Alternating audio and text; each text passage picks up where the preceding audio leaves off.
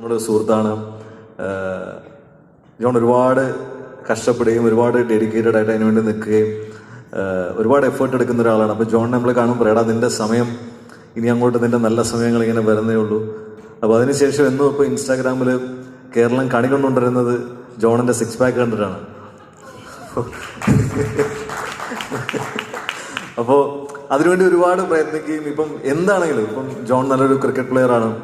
അപ്പോൾ ജോണിന് ക്രിക്കറ്റ് വളരെ സീരിയസ് ആയിട്ട് കളിക്കണമെന്നും അല്ലെങ്കിൽ അതിൻ്റെ ഒരു ഹയസ്റ്റ് ലെവലിലേക്ക് കളിക്കണമെന്ന് ഭയങ്കര ആഗ്രഹം. അതിനുവേണ്ടി എടുക്കുന്ന എഫേർട്ട് അതിഭീകരമാണ്. അതിനുവേണ്ടി കാണിക്കുന്ന ഒരു പാഷൻ, കൊച്ചു കുട്ടികളെ പോലെ അതിനുവേണ്ടി ഫൈറ്റ് ചെയ്യുന്നത് നമുക്ക് കാണാം, അതിനുവേണ്ടി സ്ട്രഗിൾ ചെയ്യുന്നത്. സോ അതിൻ്റെ റിസൾട്ട് ഈ സിനിമയിൽ ഉണ്ടാവട്ടെ. ആൻഡ് ഒരു ബൈലിംഗ്വൽ മൂവിയിൽ ചെയ്യുക. ആൻഡ് അത് എനിക്കൊന്ന് ജോൺ ഇത്രയും വലിയൊരു ക്യാരക്ടർ നേരത്തെ ജോൺ തന്നെ പറഞ്ഞു, ഇതുപോലെ ചേട്ടനെ കുറച്ചേ കണ്ടുള്ളൂ, നമുക്ക് ഒരുപാട് കണ്ടിരിക്കാൻ സാധിക്കട്ടെ എന്ന് ആശംസിക്കുന്നു. അതുപോലെ തന്നെ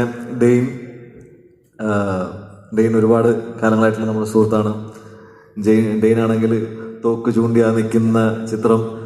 അപ്പോൾ ഡെയിൻ ഇവിടെ സ്റ്റേജിൽ വരുമ്പോഴാണെങ്കിലും ആ ഉന്നം പിടിക്കുന്ന സ്ഥലത്ത് തന്നെ പോയി നിൽക്കും. അപ്പോൾ ഡെയിൻ്റെ ബാക്കിലേക്കാണ് ആ തോക്ക് ഉന്നം പിടിക്കുന്നത്. ഇരിക്കുമ്പോഴാണെങ്കിൽ ആ ഉന്നം പിടിക്കുന്ന അവിടെ തന്നെ പോയിരിക്കും. അപ്പോൾ അതത്രയ്ക്കും വളരെ ശ്രദ്ധയോടുകൂടി കാര്യങ്ങൾ കൈകാര്യം ചെയ്യുന്നൊരു ആക്ടറാണ് ഡെയിൻ. പിന്നെ ഇതിൽ രാജീവ് ഉണ്ട്, അതേപോലെ സിദ്ധാർത്ഥ്, ശ്രീജിത്തേടൻ, അങ്ങനെ നമുക്കറിയാവുന്ന നമ്മളുടെ ഒരുപാട് സുഹൃത്തുക്കൾ അഭിനയിച്ചിട്ടുണ്ട്. അപ്പോൾ ഇതൊരു വലിയ വിജയമാവട്ടെ ഈ സിനിമ.